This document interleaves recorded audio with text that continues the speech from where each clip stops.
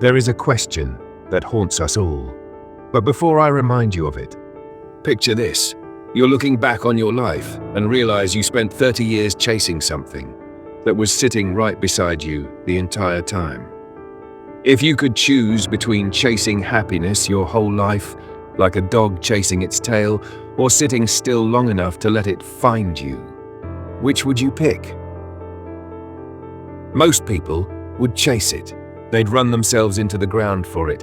They'd sacrifice their health, their relationships, their peace for just a taste of it. But what if I told you that one man's complete breakdown, his total collapse, led him to discover what millionaires, celebrities, and world leaders are desperately searching for and can never find? What if the secret to joy wasn't in the getting, but in the letting go? Thomas Everly was living the dream. Your dream. My dream. Everyone's dream. Penthouse office. Floor-to-ceiling windows overlooking the city. Italian suits. A watch worth more than most earn in a year. Cars that purred like jungle cats. 5-star restaurants. Exotic vacations. But here's what nobody saw. At 2 a.m., under the glow of the city lights, Thomas would stare out the window and feel nothing. Not sadness, not anger, just a hollow, aching void. He'd mastered performance. That laugh at dinners, rehearsed. His confidence, all adrenaline. His smile, just muscle memory. He had everything except joy. And every night in that luxury bed, he'd ask himself, is this it? Is this what I destroyed my 20s for? The answer terrified him. The collapse that saved his life. March 15th, his 38th birthday. It didn't happen at work, not during a meeting. He was brushing his teeth when he collapsed. No heart attack, no warning. Diagnosis? Severe anxiety, chronic burnout. His nervous system had shut down. Your body is forcing you to stop, Dr. Martinez said, because your mind refuses to. 6 months. No work, no calls, just silence. For a man whose identity was built on achievement, it felt like losing everything. But sometimes, losing everything is exactly what we need. Returning to forgotten ground. Thomas drove to Millbrook, a quiet English village from his childhood, his grandmother Eleanor's cottage. Time had aged it, faded paint, foggy windows, but behind it, the garden. Garden, overgrown, weeds up to his chest, roses strangled by thorns. Yet Thomas remembered, chasing butterflies, Eleanor's wise hands in the dirt. Tommy, she'd say, happiness isn't something you achieve, it's something you tend to. Back then was free. When did he forget? Standing in that wild garden, Thomas felt something stir. He felt called. The ritual of rebuilding. Next morning, he picked up a rusty shovel. No gloves, no plan, no Instagram documentation. He just began. Sunrise, weeds, dead branches, bleeding hands, silence. And in that silence, he started to hear again. Birds became music, wind became whispers, breath became meditation. 2 weeks in, he planted his first seed. Tomatoes. Because Eleanor once said, tomatoes are honest vegetables. They taste like sunshine. Of the stranger with the secret. 3 weeks later, Thomas was planting basil. A voice called out, "You look like a man trying to dig his way out of something." An elderly woman, silver hair braided with wildflowers, eyes that saw right through him.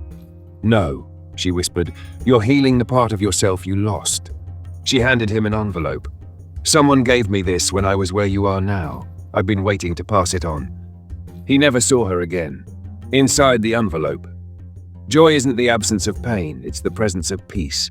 It whispers only to those who sit still long enough to listen. Stop chasing, start receiving. That night, Thomas cried for the first time in 15 years. The transformation nobody saw coming. The garden bloomed. So did Thomas. Not fast, not clean, not easy. Some days, he wanted to give up. Other days, he felt nothing. But he stayed. He began measuring life by moments. Morning dew, a tomato falling from the vine, the coolness of soil on hot days, and one morning, holding a sunflower, Thomas wept, not from sadness, but from something long forgotten. Gratitude. The test that changed everything. 6 months later, his phone rang. "Thomas, it's Richard. We need you back. $850,000 salary. Stock options. A team. What do you say? For a moment, the old Thomas stirred, but then he looked at his garden. Thank you, Richard, but I already have what I need. Are you serious? Yes, I'm turning down everything I thought I wanted for everything I actually need. The legacy that money can't buy. Thomas kept his garden and opened it. Silent Sundays. No talking, no phones, just being. Kids came, executives came, elders came. They planted, they remembered, they reconnected. The garden became a sanctuary, not for religion, but for something deeper. The wisdom that changes everything. Thomas learned what books and therapy couldn't teach. Happiness isn't something you achieve. It's something you allow. It's not in the getting. It's in the being. It's in the dirt, the sun, your breath. Joy isn't a destination. It's how you show up right here, right now. The truth that will transform you. Here's what most people don't understand. Thomas didn't find happiness by getting more. He found it by needing less. He didn't discover joy by doing something extraordinary, but by noticing the ordinary. The tomatoes were always there. The soil was always ready. The peace was always possible. He just had to stop long enough to see it. The happiest people aren't those who have everything. They're the ones who realize everything they need has been waiting in the silence they were too afraid to sit in. So I ask you again, will you spend your life chasing happiness? Or will you finally sit still, long enough for it to find you? The garden is waiting. The question is, are you?